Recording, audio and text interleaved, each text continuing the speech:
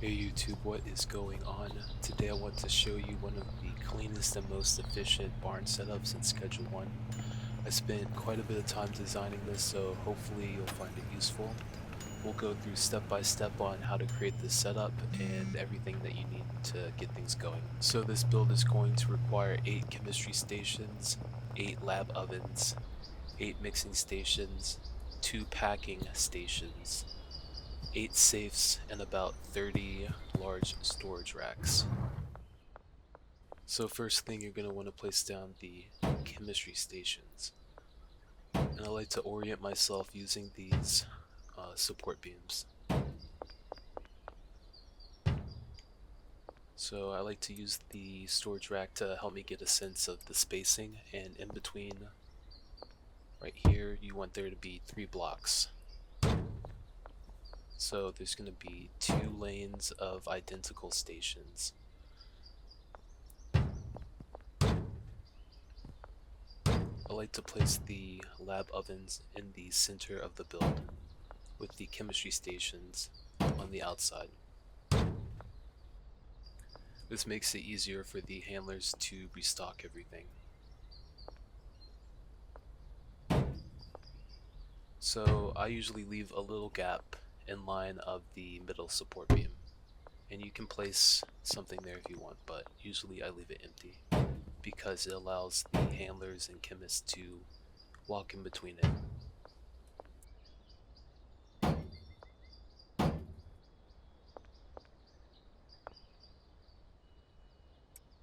Now I'm going to start placing down some containers to put the chemist materials in. When you're making builds like this, it's ideal to place the container as close to the station as you can. And this part is optional, but you can also place a bunch of large storage racks along the outside of the barn. I think it looks pretty good, and it's also pretty convenient for storing excess mixing materials.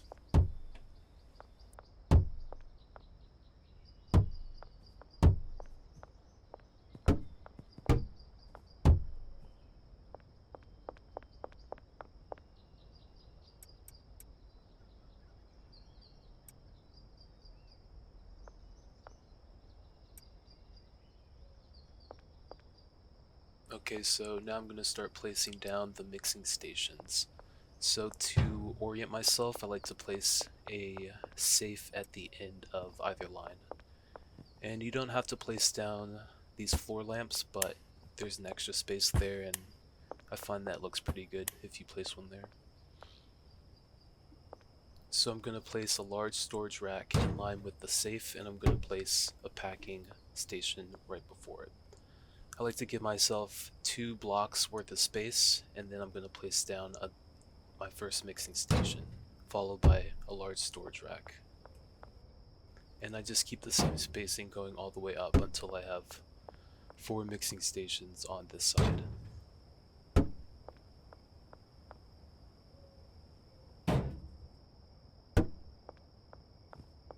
And now I'm just going to repeat the same process on the right side now. So I'm going to place down my safe next to the support beam. I'm going to place down the large storage rack as well. And then I'm going to place the packaging station in front of it. So same spacing here, 2 blocks, place the mixing station and the large storage rack right behind it. You should notice that all these storage containers are right next to these stations that require those materials, so as little time as possible is going to be wasted for the handlers just moving in between the container and the station that they're working at.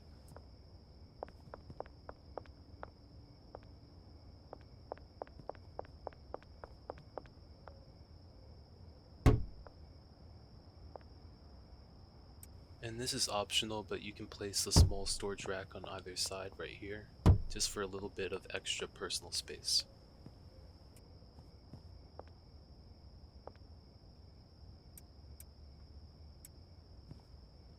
And I'm just going to place down 3 more floor lamps, just because there's a random empty space there, and it looks pretty good, I think. Okay, so I'm about to jump cut from me stocking all of these storage containers. It took me about 5 minutes and I didn't want to waste your time showing that. So right now you see me choosing the output for both of the packaging stations, and I just happened to choose that specific safe there by the door. Now I'm wiring all these stations, so I'm highlighting all the chemistry stations, and I'm selecting the recipe that I'll be using. I'm going to unselect everything by switching off the clipboard and then switching back on it. And then I'm going to set the destination for each specific chemistry station. You can see that because the stations are so close, it makes setting this up really simple. So right next to each chemistry station is a lab oven, and I just select the output right there. I deselect my clipboard, and then I am going to highlight 4 of the lab ovens on the left side this time. And then I'm going to select the output destination as the mixer over here.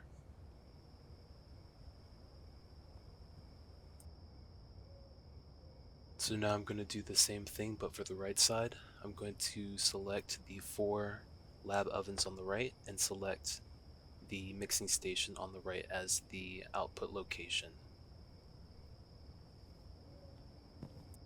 So hopefully this isn't too confusing. I tried to simplify the layout while also keeping like a really aesthetically clean layout. Now I'm going to start wiring all the employees and setting up the routes and stuff. What I like to do is I like to give them a bed first and then assign them their routes and tasks. I'm starting first with the chemists. For our first chemist, I'm just going to assign them to the left side, assigning them all the mixing stations on the left. Really simple. I'm going to do the exact same thing on the opposite side now. I'm going to assign this chemist a bed.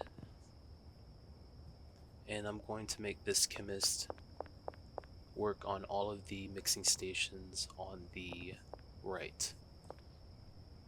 All the mixing stations are set to have a threshold of 10 and to export all of their material onto the subsequent mixer. Alright, so I'm going to assign the third chemist now.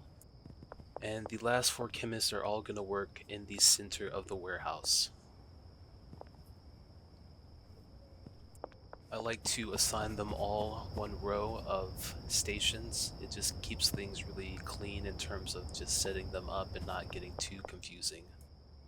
The chemists that work in the center are going to be the least busy, while the 2 chemists on the outside will be working the hardest.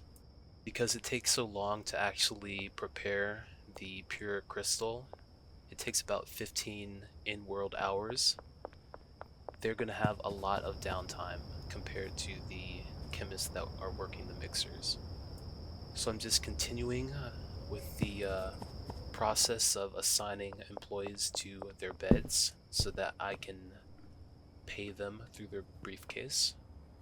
And this employee will be working on this row of stations.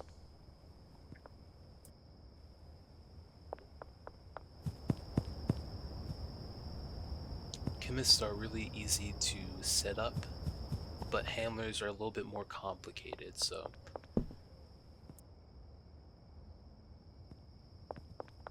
So our final chemist will be working on this last row of stations over here. And now we have all our chemists completely set up. Okay, now that we have our chemists all assigned, we can assign our handlers. Assigning the handlers is usually a more complicated process, so I'll try to simplify everything. Okay, so I'm going to assign our handler a bed, and then I'm going to set up their routes. I want this handler to stock the mixing stations with the mixing ingredients. So I've set the storage rack right next to each mixing station, so it should be really simple to set this up. you just want to select the container first and then select the mixing station as the output. Okay, so I'm going to select a handler and I'm going to wire them up the exact same way, but this time on the right side. So I want this handler to restock each of the mixing stations so that there's a constant supply of mixes available once the product is mixed from the previous station. So I'm going to select this storage rack and then select the mixer right next to it. I'm going to do the same thing for each of the other 3 mixers as well. Hopefully it's really easy to know what to wire up because the containers are so close to these stations that require them. Alright, so I'm going to start setting up the last 2 handlers, and this time I want the handlers to restock the chemistry stations. Okay, so I'm going to select this safe to supply this chemistry station, the same on the opposite side. Now down here I use 1 safe and 1 storage rack, so this rack will supply this station and this safe will supply this station. And you don't need to use a 5th route here. But I like to have the center handlers also work on the packaging stations because they'll be less busy than the handlers that are restocking the mixing station. So now I'm going to set up the final handler. I'm going to have them restock the center right chemistry station. So we're going to select the safe, output this chemistry station, and same on the opposite side. Down here we're going to select the safe as restocking this station, and this storage rack is restocking this station right here. I also want this employee to work the packaging station right here. And the reason I want these center employees to work the packaging station is that they're going to be less busy. They're going to have a lot of downtime in between the crystal being made. So finally I have to stock the briefcases with money. If they don't have money, then they will not work, so definitely do not forget to fill each briefcase with at least $300 or $200 depending on whether or not they are a chemist or a handler.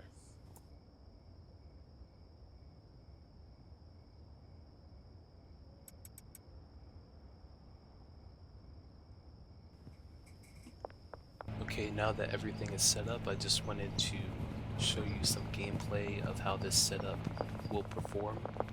As you can see, I have no product in either of these 2 safes here. This is a brand new day, so I just want to let the game run for about 1 day and show you what you can expect. You can use any set of 4 ingredients that you like in your mix, but as for me, I chose a mix of gasoline, Cuke, batteries, and Megabeans. And together this mix produces a product that's worth a suggested price of $203, but you can increase the price that you ask for in your products page. So here you can see one of the handlers restocking the chemistry stations. And it's really important to place the 3 different ingredients in each chemistry station before you let the handlers restock it. Otherwise, they are likely to put 2 of one ingredient and not all 3.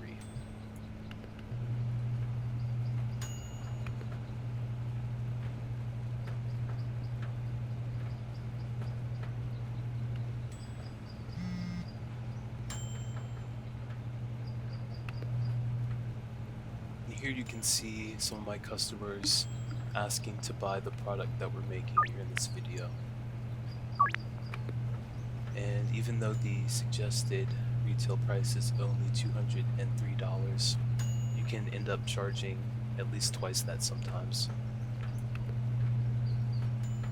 You can see our chemist is busy working the mixing stations.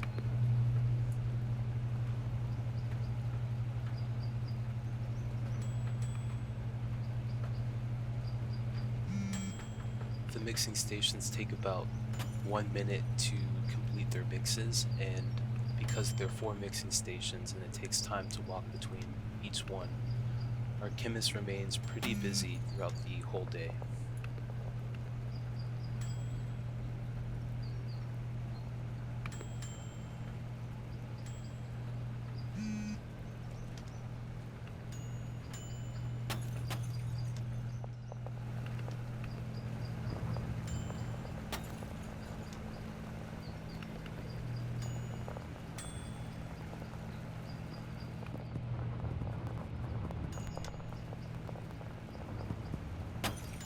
You'll be able to notice in just a second that our handler can sometimes get bugged right here, and you can fix it by punching them sometimes or talking to them, but I think a fix may be placing a small storage rack right at the intersection there, because they're trying to get through the station in order to grab the product. I think this may be happening more often because I have the in-game speed set up at a higher pace, so it is kind of glitchy. In my normal gameplay, I don't see employees getting stuck quite so often. But again, a simple fix, if you are experiencing this, would be to place a small storage rack right at the intersection so that they don't try to path their way through the stations. And even if you aren't here to catch them, they normally fix their pathing by themselves.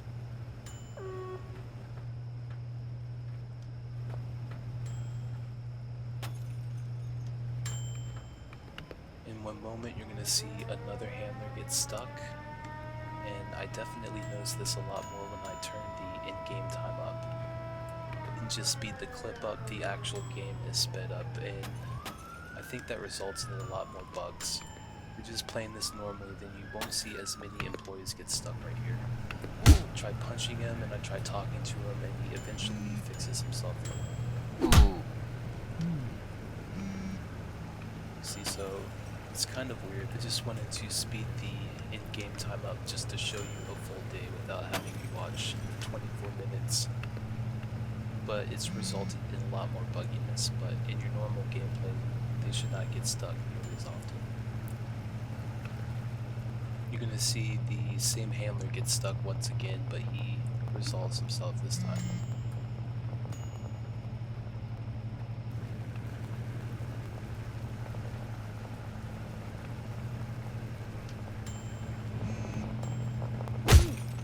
I finally had to put him down.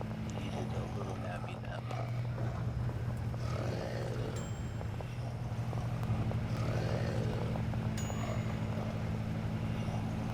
So changing the in-game time also changes the in-game speed, and I think that's probably what's contributing to a lot of the pathing issues.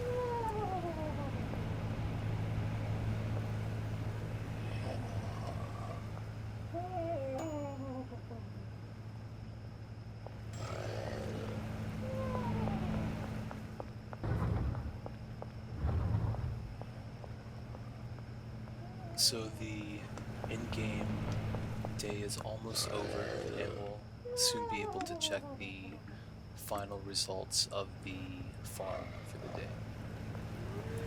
Here you can see me place down some small storage racks at the location where I see the handlers attempt to path their way through the stations.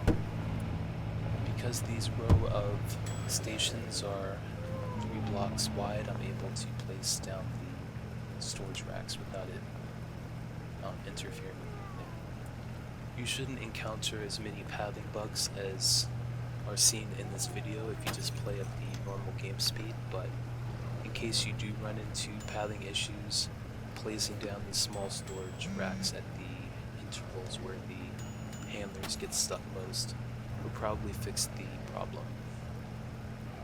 Okay, so that's about it. I just wanted to show you the layout.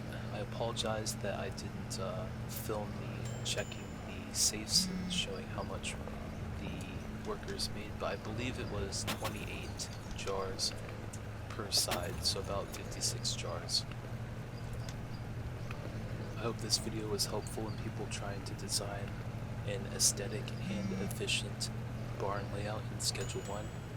Thanks so much for tuning in, and I will catch you guys later.